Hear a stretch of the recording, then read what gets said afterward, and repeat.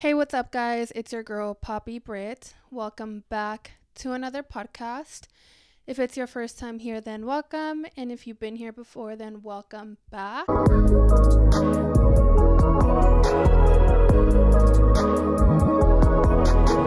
Thank you so much for making time and space for me. Before we get started, make sure to like, comment, subscribe, give me 5 stars, leave a nice, sweet, thoughtful, beautiful, sweet, nice, considerate, nice comment. So good to be back. I have had a lot going on in these last 2 weeks. A new job, death, birth, everything just all at once, and it's been a lot, but I've been trying my best to navigate it all and take care of myself when I need to. So yeah, we're back and we are talking about something that is very near and dear to my heart. But before we get started, I did want to give a disclaimer because I feel like whenever I talk about this topic, people always want to give their 2 cents, and it's just such a sensitive topic right now, especially, but people can just be so vile and hateful when it comes to this topic. So I did want to give a disclaimer that this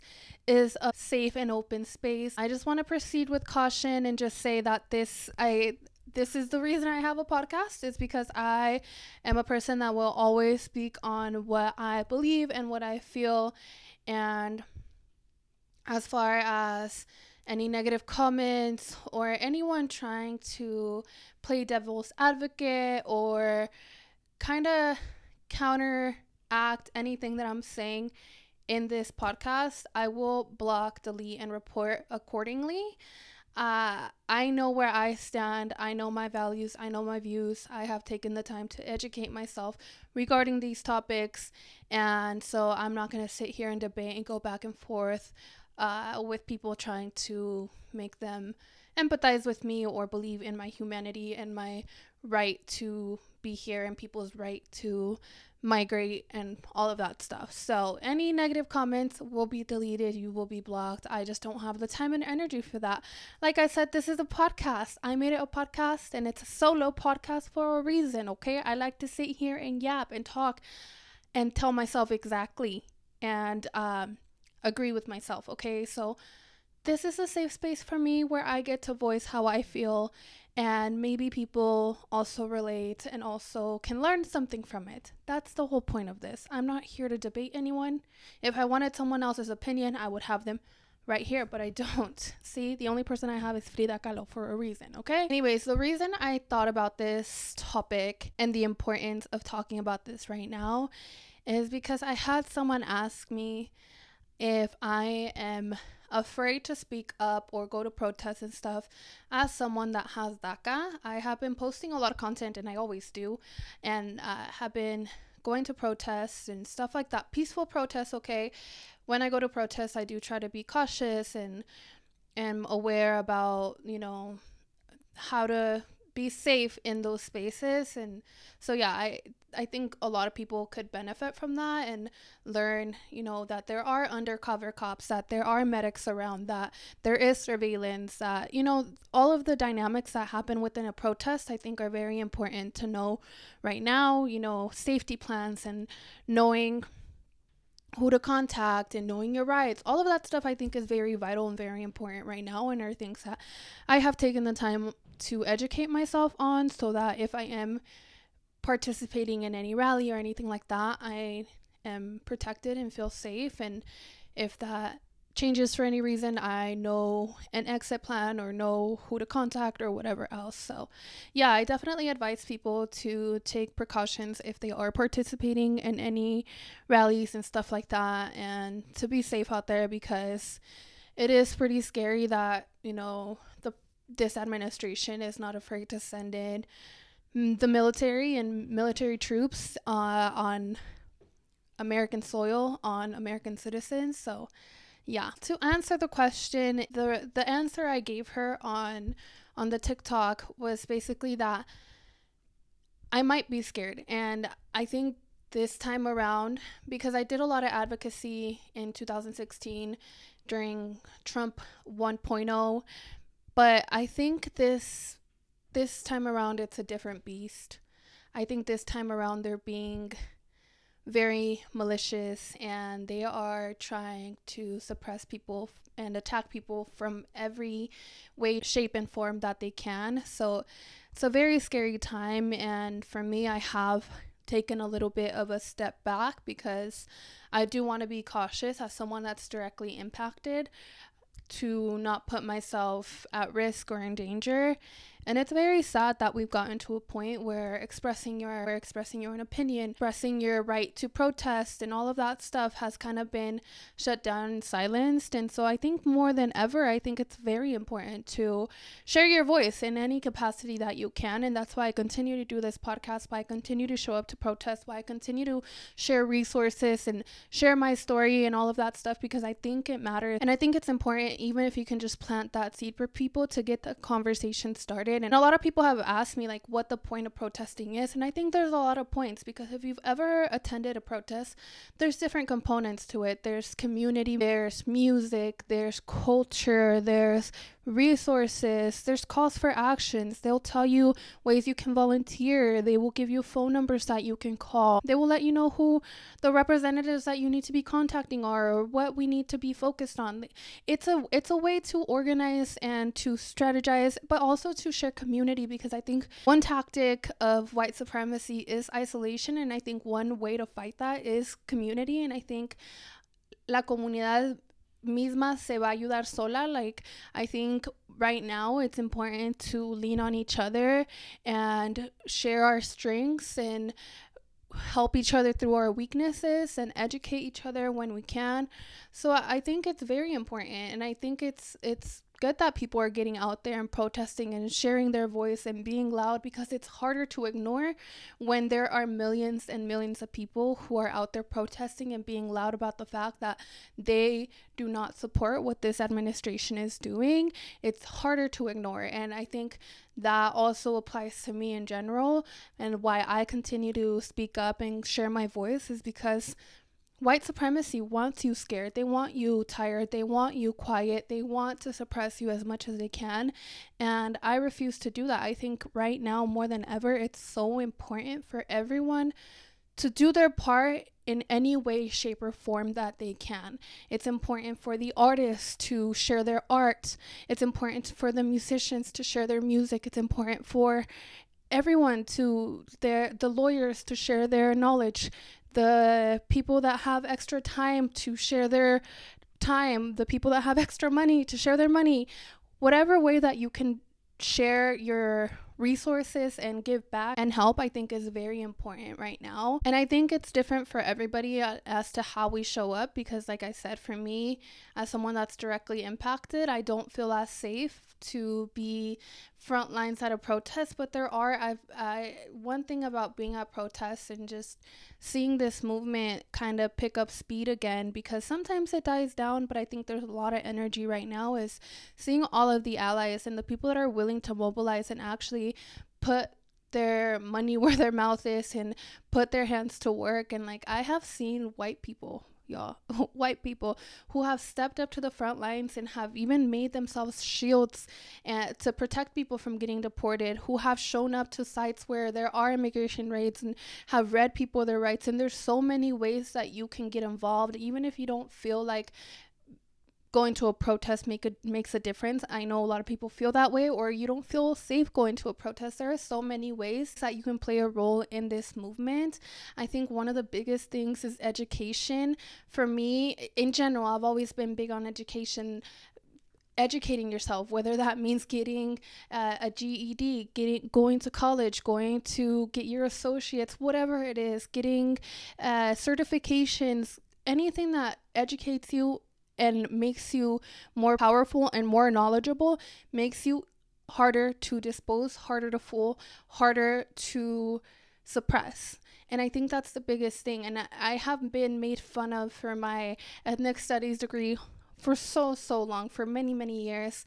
And I'm so grateful that I am now seeing la ventaja that it had for me to get that degree, because this is something that fuels my fire and that I'm so passionate about. But I think that degree really saved me, because it grounded me and it showed me that I do have power, and it has taught me the way in which people have mobilized in the past. And a lot of people like to say that protesting won't get anything done, but I need people to understand that a lot of the rights that we had to fight for and demand. A lot of the rights that we have right now, DACA, for example, people were out there protesting, and we got DACA because people mobilized and people were sharing their stories, and they put public pressure on the administration to pass this legislation. And that has happened in Colorado, and it has happened in many other states. Mobilizing, putting public pressure on your elected officials does actually make a difference. Mobilizing does actually make a difference. Calling your representatives does make a difference. Voting even locally makes a difference. It has to do with who's elected within your counties and who represents the little tiny counties where immigrants are being directly targeted. Like, it all matters. There's so many ways to educate yourself. I think one of the biggest things that I have seen as of lately is people spreading so much misinformation regarding spotting eyes and stuff like that. And I think it's so important for people to know that there's actual trainings and resources like the Know Your Rights trainings and like the Confirmer trainings with the Colorado Rapid Response Network and that other agencies in different states put on, so that we're not creating panic within communities that are already scared to leave their homes as is, and so that we are educating people with their rights, and so that you know your rights too. Even for me, like the knowledge that I have gathered even in college or throughout the jobs I've had or the advocacy I've done, everything, I have been able to bring it back home to my family. And so now I feel safe enough so that if anything were to happen to me, God forbid, or anything happened with my family, God forbid, or anything like that, like I know the steps to take so that we can make sure that we're safe and protected in any way, shape, or form. And if you're wanting to get involved, I think one of the best ways is to do one of those Know Your Rights trainings, to figure out ways you can volunteer, like Casa de Paz. I don't know if they still have this now, but back then they had ways in which you could be a pen pal to someone that was in detention, which can be a very scary and isolating place. So knowing that they have someone out in the community that supports him might be the difference that it makes for someone to empower them to fight their case. There's so many ways to get involved. But yeah, like I said, I think the biggest thing is educating yourself first so that you can educate others and spread that information and those resources and know what's available to our communities so that we can provide them with that help, because not everyone has the same access to resources, knowledge. Any knowledge that I have, any resources that I can find, I will try to share with anyone that I can. Anyone that I might know that might benefit from a DACA workshop or a legal workshop, anything like that, I will always post that. So again, any way that you can use your voice and use your privilege, I think is so important right now. I don't expect everyone to be shouting from the rooftops, but I do think it's so important that we all come together and understand that we are all fighting the same systems of oppression and that our liberation is all interconnected. And the quicker we realize that we have so much power together and that we are stronger than the 1%, the more we can push them to actually begin to represent us or show them the consequences of not doing so. Another topic that has came up a lot has been regarding respectability, politics in general, and how people should act at protests and what they should and what they shouldn't wear and what flags they should be flying. And people have asked me my opinion on that as well. And honestly, I think that another form of white supremacy is suppressing people's cultural identities. And so I am all for people showing their flags and waving whatever country they're from, any of that. It's showing their culture. Community, more than ever, like I said, is so important. So finding those safe spaces, whether it's a church, whether it's, I don't know, a club or whatever it is, any community that you can, baseball team, whatever it is that you find community and you see people that look like you, that is also healing. And right now more than ever, self-preservation and taking care of yourself is also an act of resistance.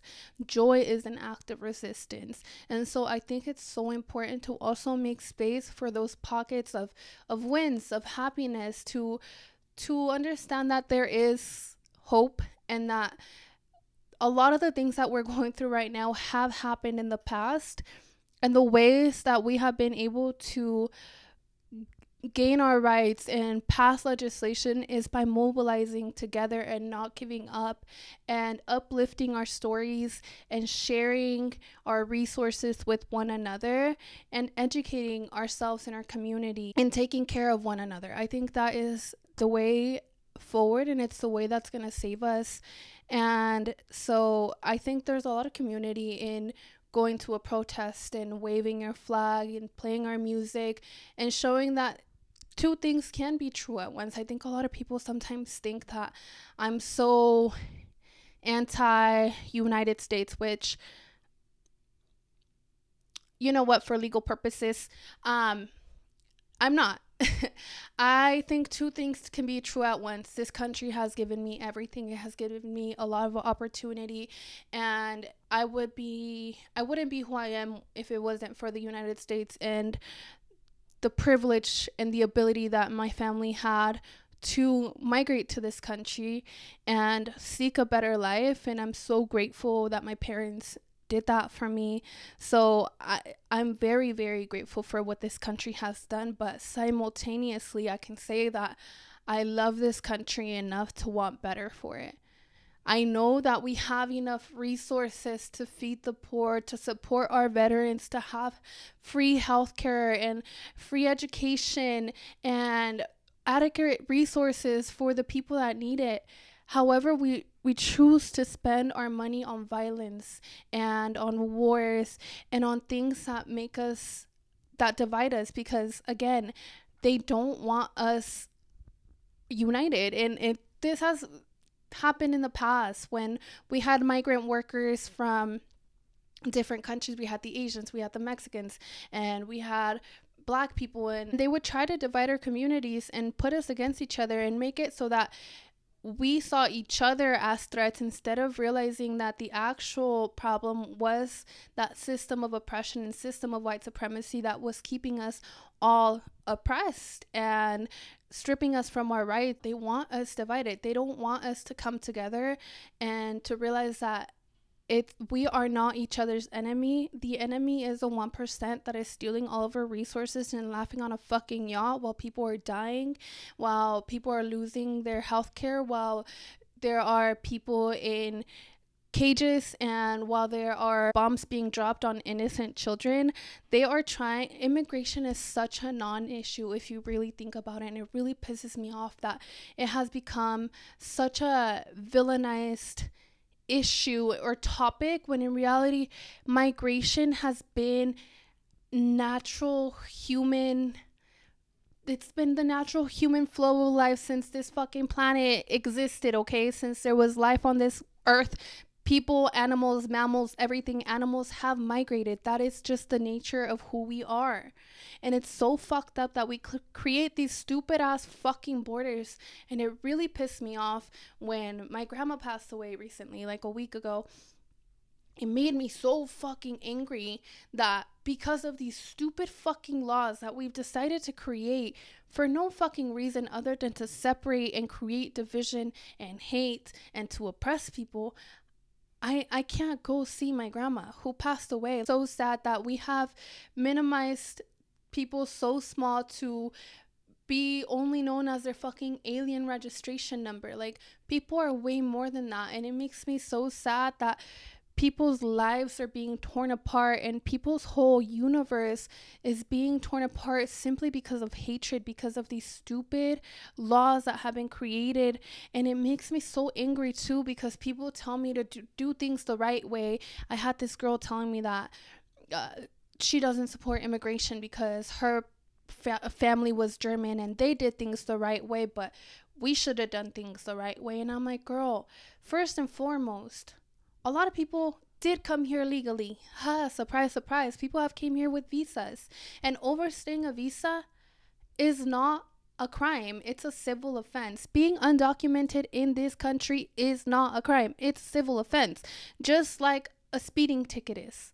So it's so sad to see how criminalized immigration has become, when in reality, being undocumented in this country is a civil offense. And it makes me so sad that communities and families are being torn apart, and people's whole livelihood are being stripped away because of a civil offense, and the fact that people aren't even being given due process. Like, it just makes me so angry and so sad. And I'm very blessed that me and my family and my loved ones are safe, but it breaks my heart. Like, with Father's Day recently passing, all I could think about was the dads in Palestine that have lost their children, their families, their mothers, the fathers in Gaza who have taken on the roles of medics and have shown their strength throughout this whole genocide, and the fathers that are in ICE detention right now, who should be with their families, who all they wanted was to come to the United States and provide a better future for their family. And it makes me so sad that we have alienized people to that extent, where we feel so comfortable calling people illegal or calling people aliens, when in reality, all we are is humans, and all people are doing is seeking a better life. That's all it is. All that is to say is, I really hope everyone is taking care of themselves.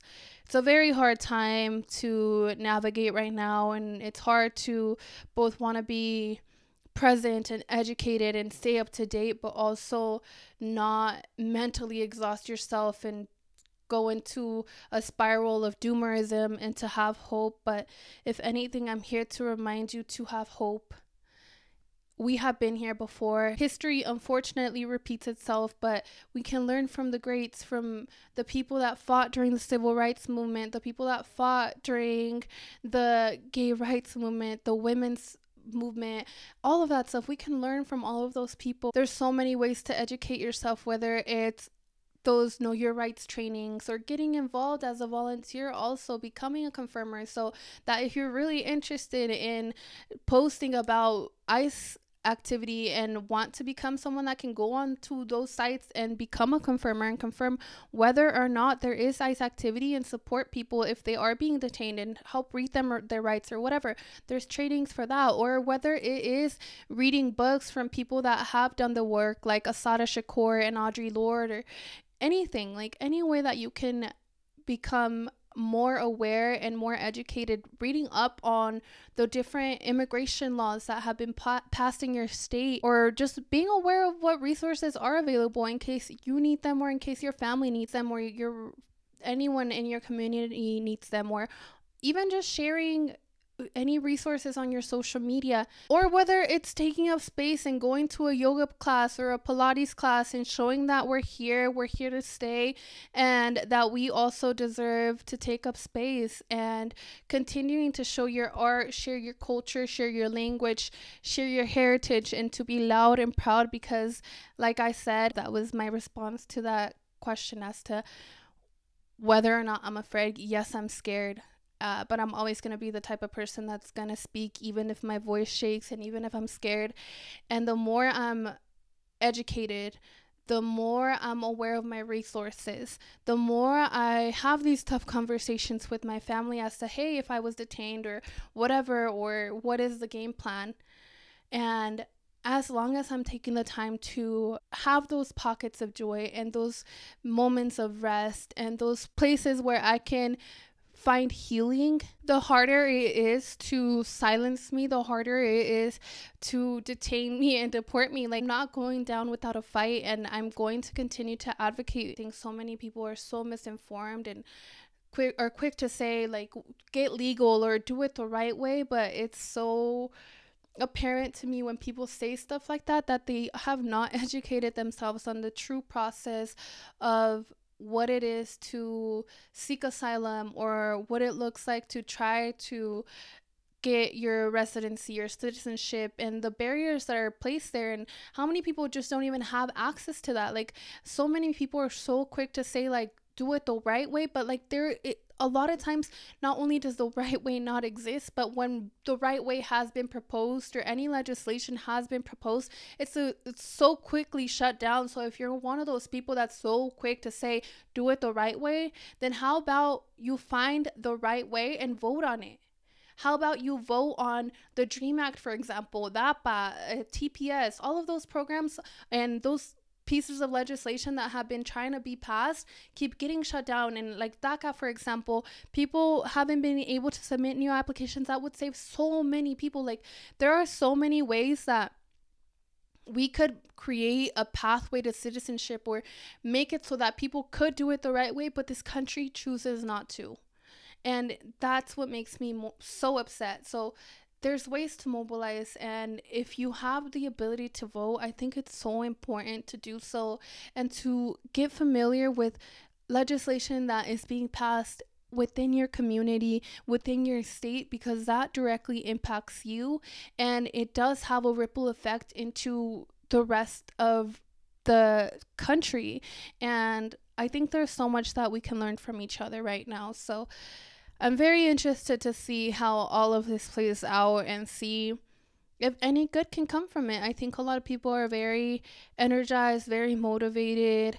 I think it's so important and so cool that a lot of people are standing up in different ways, whether it was like that singer Nessa who sang the Star Spangled Banner, or the national anthem at the Dodger Stadium, and sang it in Spanish, and they try to ban her, and her sharing her story, singing even though her voice was shaking, was so important because it started a conversation regarding how the Dodgers were so quick to tell her and dismiss her and tell her that she was not welcome back because she decided to sing in Spanish. Meanwhile, they are profiting off of Latinos and the work of Latinos, the culture of Latinos, the land of Latinos. And with so much of going on in LA regarding all of these protests, it's just really a slap to the face. But I think moments like that are so important. I think it's so important to show up and take up space. And so this is a message for me too, to continue to speak up and to continue to show up and share my voice, because it's so important. She could have easily gone up there and sang the national anthem in English and that's it. But it was so courageous of her to sing it in Spanish, and it had such a ripple effect. And I know that it'll motivate other people to share their story and to show up and to mobilize in different ways, simply by her showing up authentically and showing up for something that she truly stood up for. So I think there's a lot of power in that. And a lot of times being a leader requires you to stand alone and be the first to do something. So I encourage people to find ways that they can be leaders within their communities or even within their own lives. Figure out ways that you can show up for yourself and show up for your community. Community, more than anything, is what's gonna save us, what's gonna unite us, what's gonna mobilize us. So show up in any way that you can, but also take care of yourself.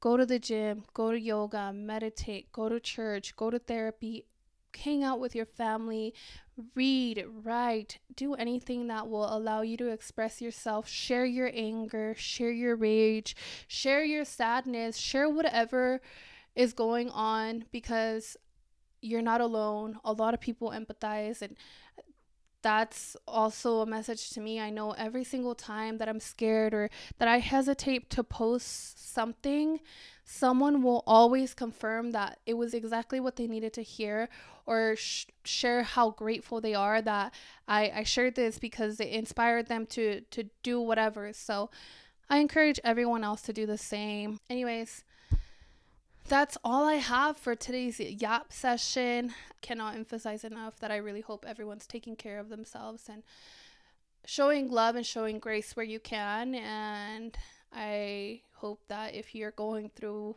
anything tough right now, that you know that you're not alone. We're all in this together. And I hope that whatever you're going through, you get through. But yeah, that is basically it. Thank you so much for listening to me yap. This is one of those videos where I did write out my thoughts, but I kind of just went with what I felt like saying, because a lot of this podcast is very healing for me, and sometimes I just need to sit here and yap and just let it all out, so that I'm not storing it in my body and carrying it with me, because again, your body can also sense that. The body keeps the score, so it's very important to let that energy out in productive ways and let it mobilize you, let it empower you, and let it fuel you to want better, to demand better, to know that things do get better, that we are worthy, that we do have rights, that there are people fighting for us, that there is hope, and yeah, there's hope. Thank you so much for watching. Thank you so much for listening to me yap. If you made it to the end, thank you so much for sharing this time and space with me. And if any of this resonated with you, let me know.